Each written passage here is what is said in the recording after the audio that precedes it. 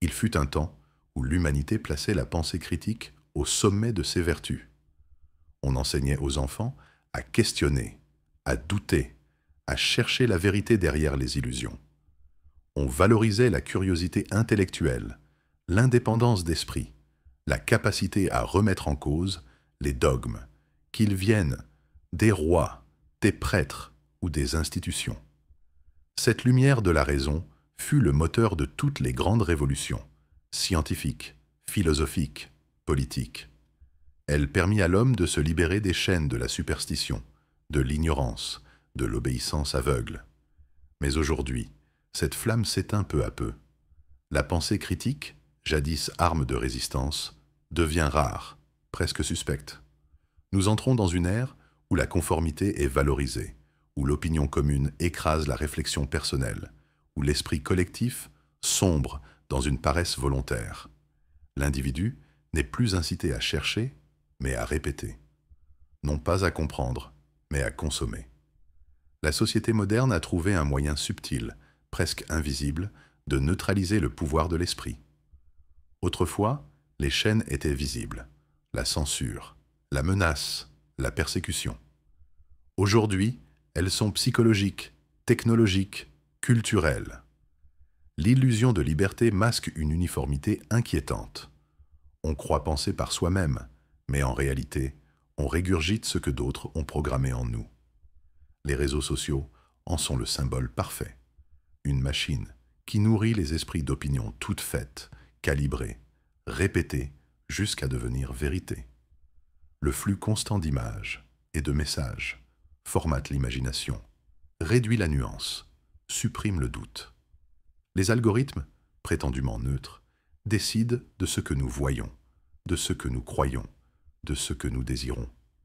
Et dans ce brouillard numérique, rares sont ceux qui s'arrêtent pour demander « Pourquoi pensais-je cela ? D'où vient cette idée ?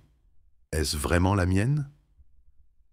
Le résultat est une société où l'on confond information et connaissance, opinion et vérité, émotion et raison. On nous inonde de faits bruts, mais dépourvus de sens. On nous habitue à réagir, plutôt qu'à réfléchir. Chaque tweet, chaque vidéo, chaque slogan devient un ordre déguisé. Répète, indigne-toi, approuve, passe à autre chose. Et nous obéissons, dociles, croyant être libres. La pensée critique demande un effort. Lire, comparer, douter, analyser, admettre l'incertitude. Mais notre époque valorise la rapidité et la certitude. Celui qui hésite est perçu comme faible. Celui qui questionne dérange. Celui qui doute est accusé de trahison envers le consensus. La paresse intellectuelle est devenue la norme et la profondeur, un défaut. C'est ainsi que naît ce que certains appellent la stupidité collective. Non pas la bêtise individuelle, car beaucoup sont intelligents pris séparément, mais l'abrutissement des masses. Quand des milliers d'esprits s'alignent sur la même fréquence, non pas par conviction réfléchie, mais par inertie sociale, un phénomène inquiétant se produit. La foule pense moins que l'individu.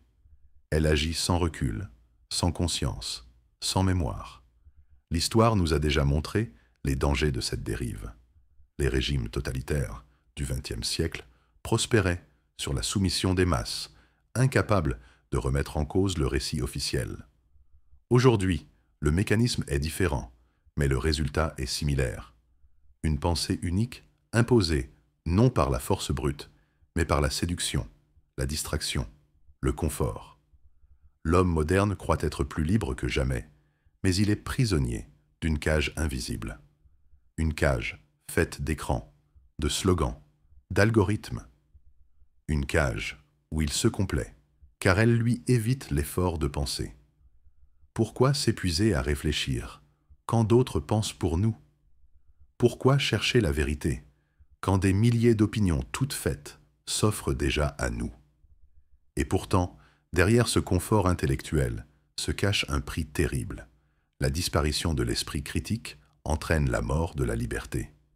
Car, sans pensée indépendante, il n'y a plus de choix authentique. Sans discernement, il n'y a plus de résistance possible. Un peuple qui ne pense plus par lui-même devient un troupeau, facile à guider, facile à tromper.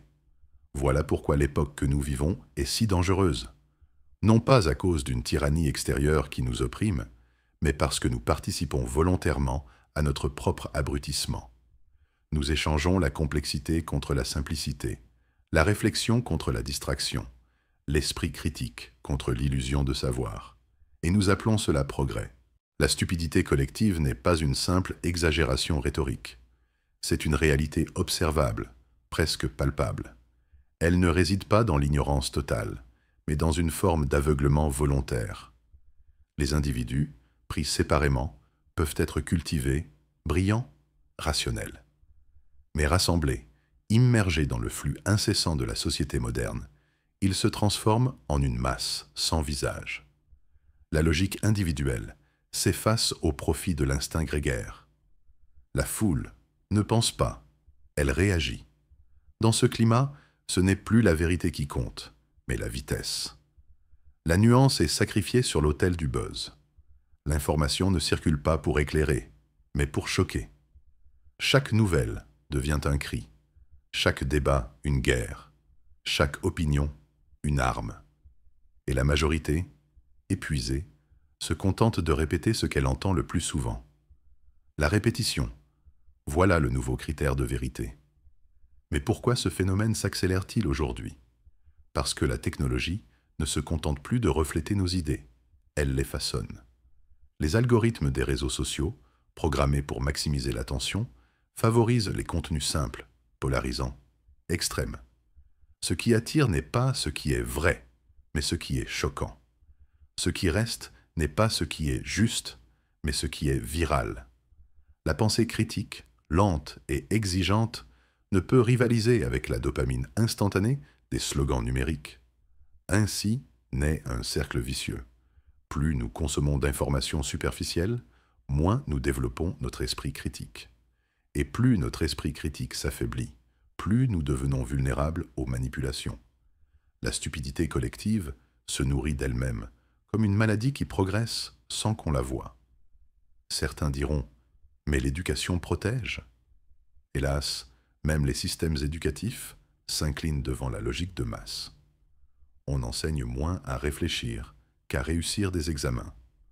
On valorise la conformité plutôt que la créativité. Le savoir est fragmenté en morceaux faciles à évaluer, mais difficiles à relier. On forme des travailleurs compétents, mais pas des penseurs indépendants. Résultat, des générations entières savent répéter, mais peu savent questionner. La stupidité collective n'est pas seulement intellectuelle, elle est aussi morale. Car quand la foule cesse de réfléchir, elle cesse aussi de juger. Elle accepte l'injustice si elle est approuvée par la majorité. Elle tolère le mensonge s'il est répété assez fort. Elle se satisfait de demi-vérités si elles apportent du confort émotionnel. Dans une telle société, les voix dissidentes deviennent des menaces. Non pas parce qu'elles ont tort, mais parce qu'elles rappellent à la foule son abdication volontaire. C'est pourquoi les grands penseurs, de Socrate à Nietzsche, de Jung à Orwell, furent toujours des figures solitaires, parfois persécutées. Ils dérangeaient l'ordre établi en posant des questions simples. Est-ce vrai? Pourquoi y croyons-nous? Qui en profite? Des questions qui, aujourd'hui encore, restent explosives. Mais qui ose encore les poser?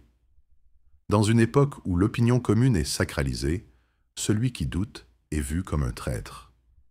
La société préfère l'illusion d'unité à la richesse du débat. Elle préfère le confort du mensonge à l'inconfort de la vérité. La stupidité collective devient alors un choix culturel, presque un culte. Ce n'est pas la première fois que l'humanité traverse ce genre de crise. Mais la différence, aujourd'hui, est la vitesse et l'échelle. Jamais auparavant, des milliards de personnes n'avaient été exposées en simultané aux mêmes messages, aux mêmes images, aux mêmes récits. Jamais la manipulation n'avait été aussi massive, aussi subtile, aussi globale. Nous vivons dans une ère où la pensée unique est imposée non par une dictature visible, mais par un écosystème numérique qui récompense l'obéissance et punit la divergence. Alors, que reste-t-il? Peut-on encore résister? Oui, mais le prix est élevé. Résister signifie accepter l'isolement, la marginalisation, parfois même le ridicule. Cela signifie nager à contre-courant, refuser les certitudes toutes faites, supporter le doute. La pensée critique ne rend pas heureux, elle rend libre. Et la liberté est lourde à porter dans un monde qui préfère l'illusion. La question n'est donc pas de savoir si la stupidité collective existe. Elle est déjà là, partout. La vraie question est, combien d'individus oseront encore penser par eux-mêmes? Car il suffit parfois d'une minorité lucide pour changer le cours de l'histoire. Mais encore faut-il qu'elle survive au vacarme de la masse. L'avenir se jouera là, entre l'esprit libre et le troupeau, entre la raison et l'abrutissement, entre le courage de penser et la tentation de se soumettre. Ce choix ne se fera pas dans les urnes, ni dans les institutions, mais dans l'esprit de chacun. Car la première bataille de ce siècle n'est pas politique ni économique, elle est intérieure.